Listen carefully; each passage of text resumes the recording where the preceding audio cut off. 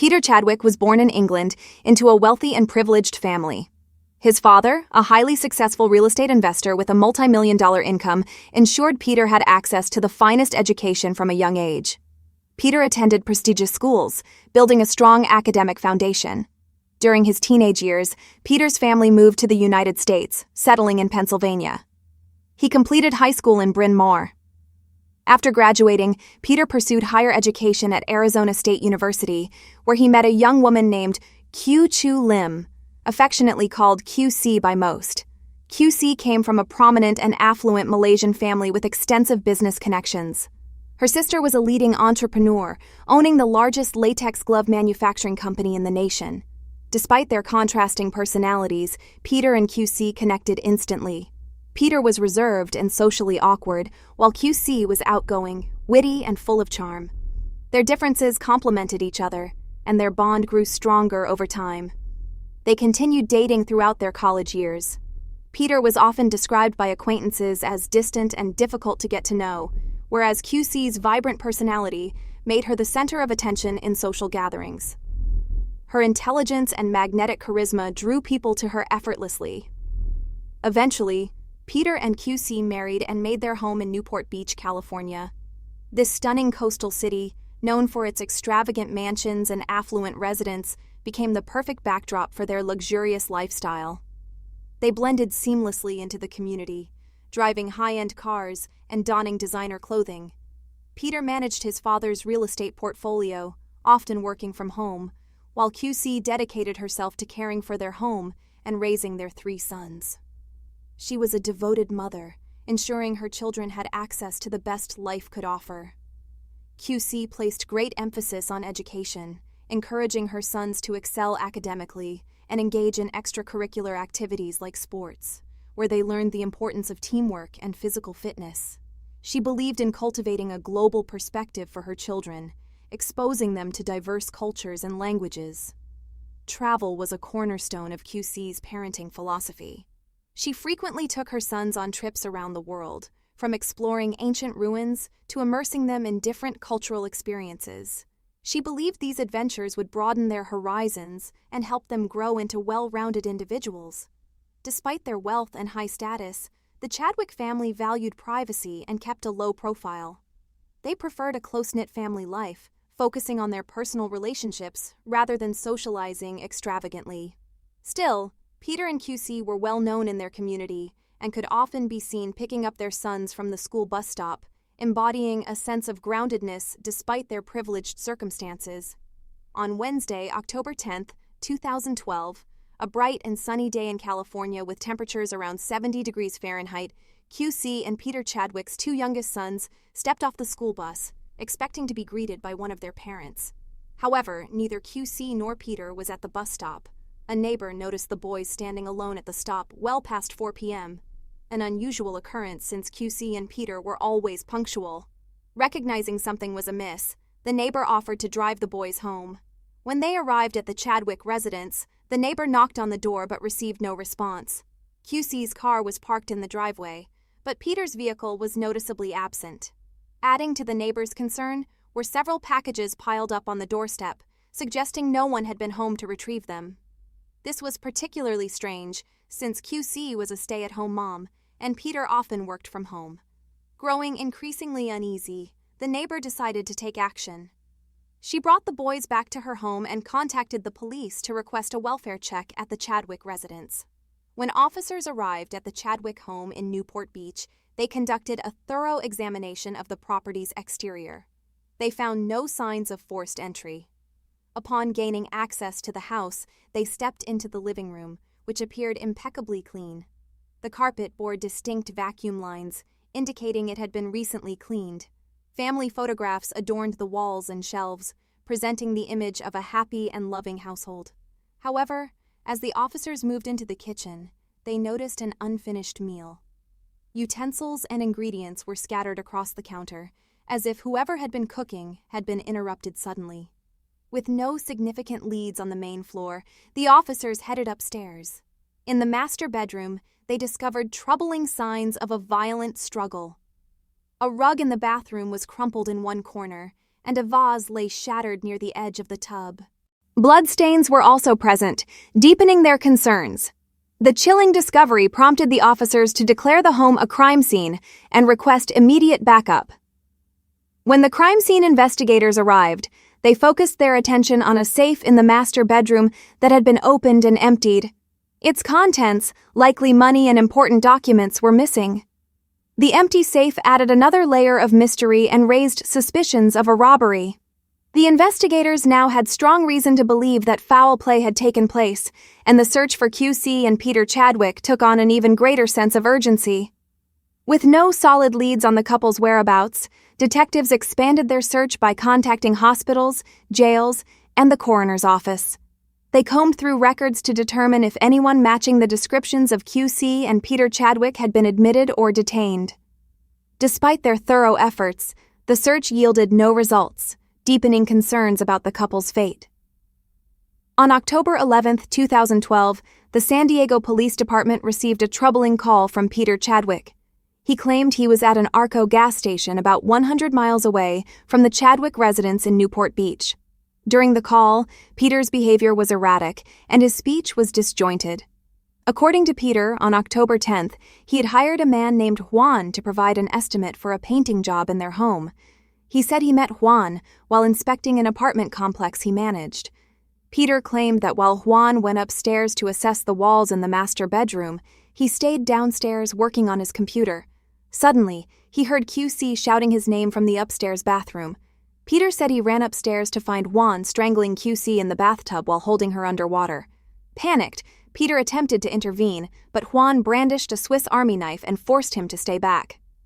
Peter claimed that despite his efforts, QC succumbed to the attack. He alleged that after QC's death, Juan coerced him into wrapping her body in a green comforter.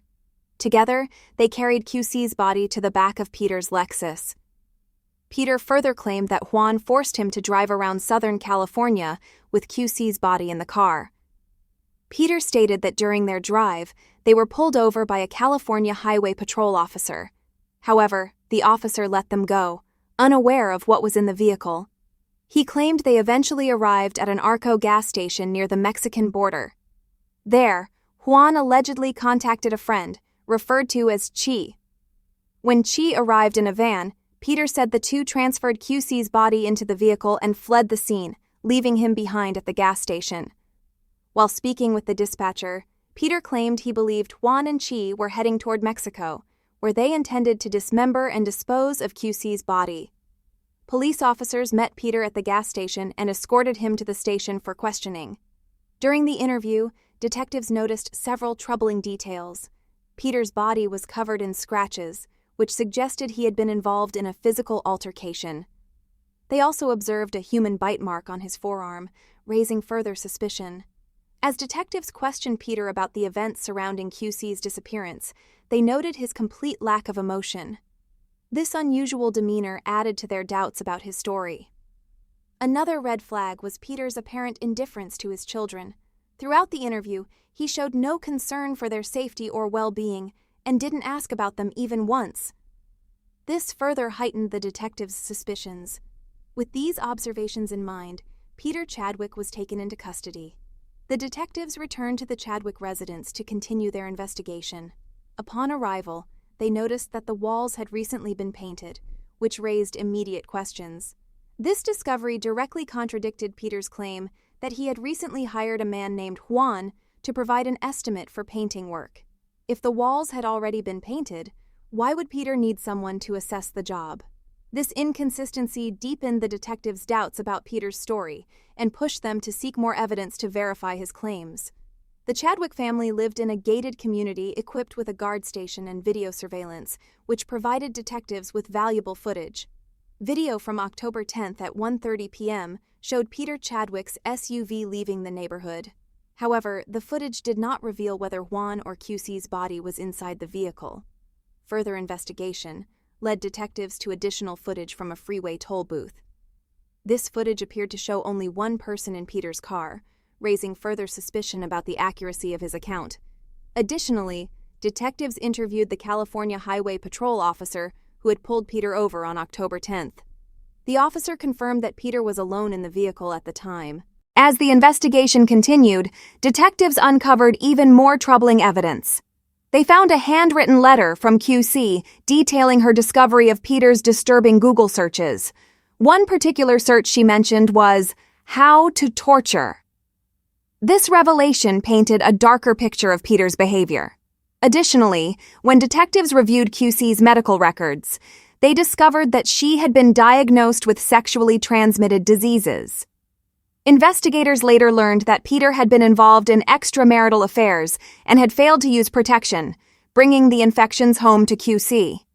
Close friends of QC came forward during the investigation, providing further insights into the troubled relationship.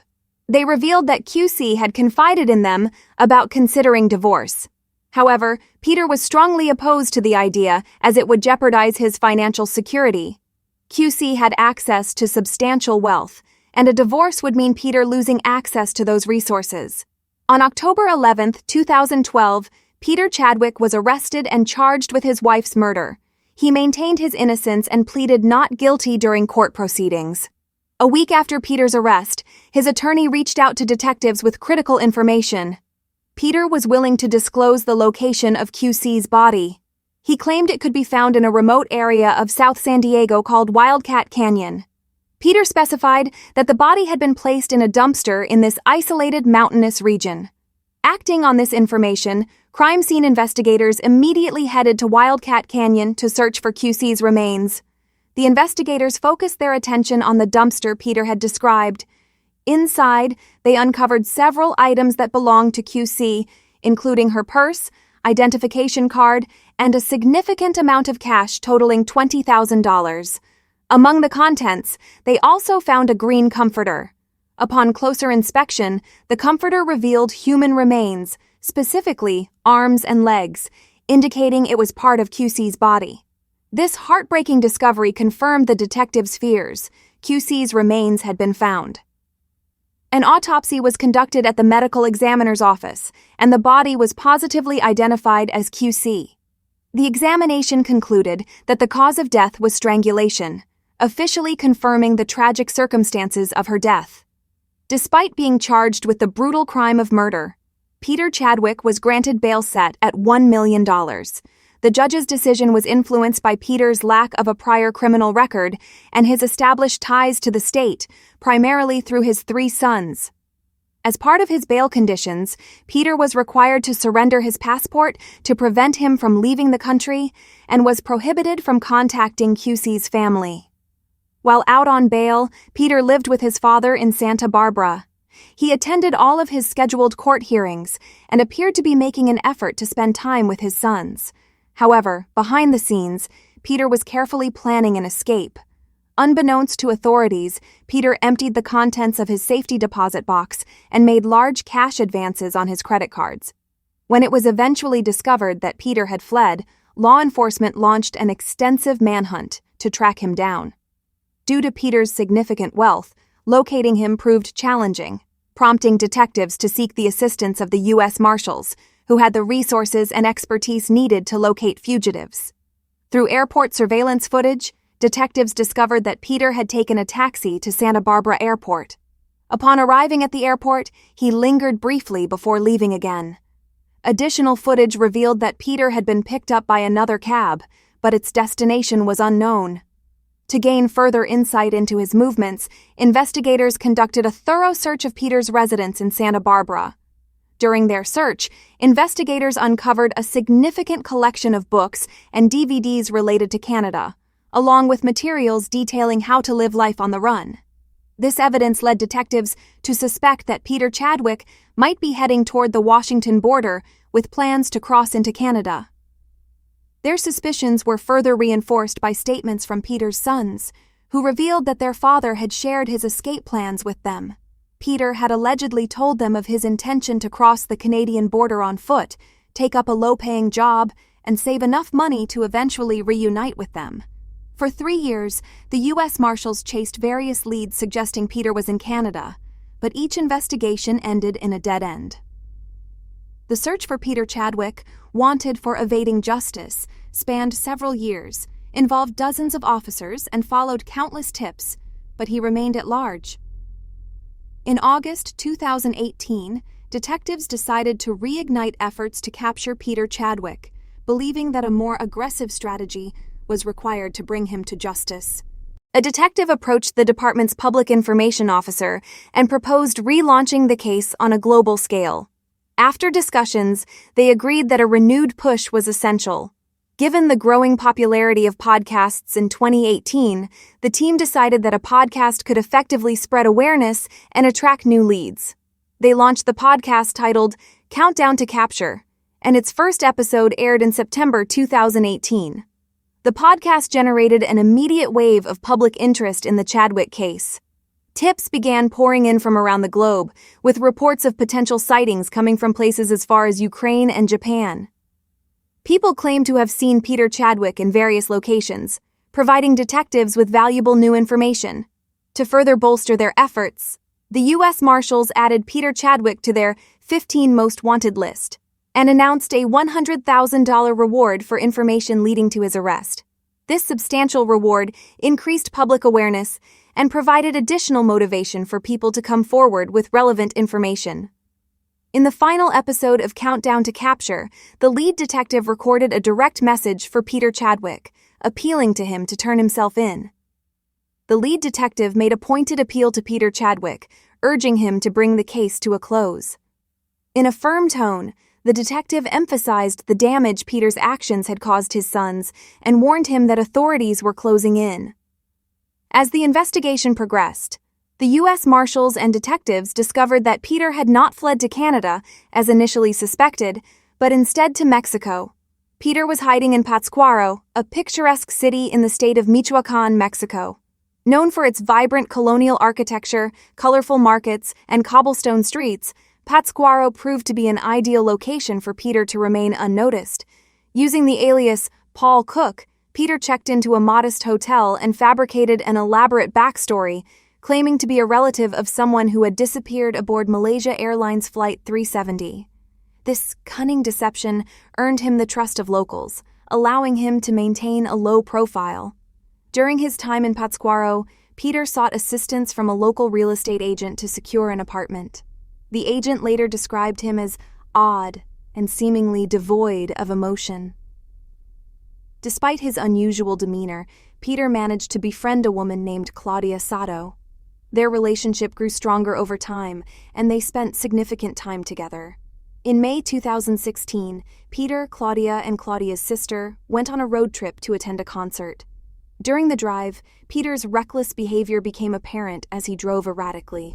When Claudia's sister urged him to slow down, he ignored her pleas, leading to a tragic car accident. Claudia lost her life in the crash, and her sister suffered severe injuries, falling into a coma for 15 days. Peter, meanwhile, walked away with only a limp. Following the devastating accident, the district attorney's office contacted the Sato family, asking them to sign a document absolving Paul Cook of any responsibility for Claudia's death. The document painted Peter as an innocent and upstanding individual.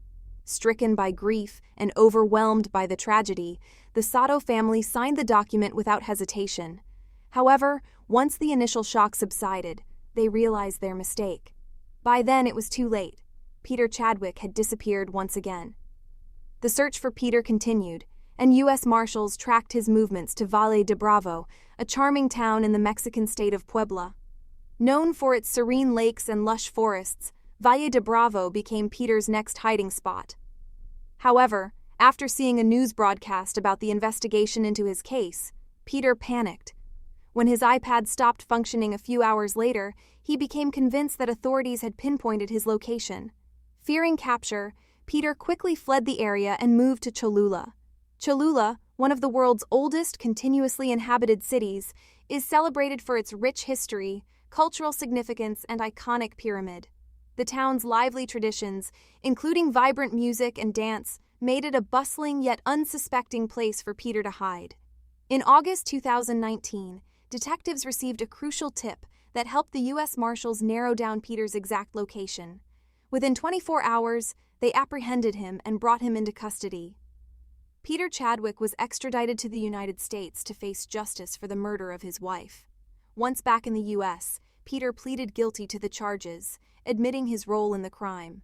The judge presiding over the case sentenced him to 15 years to life in prison, reflecting the severity of his actions and ensuring accountability for his wife's tragic death.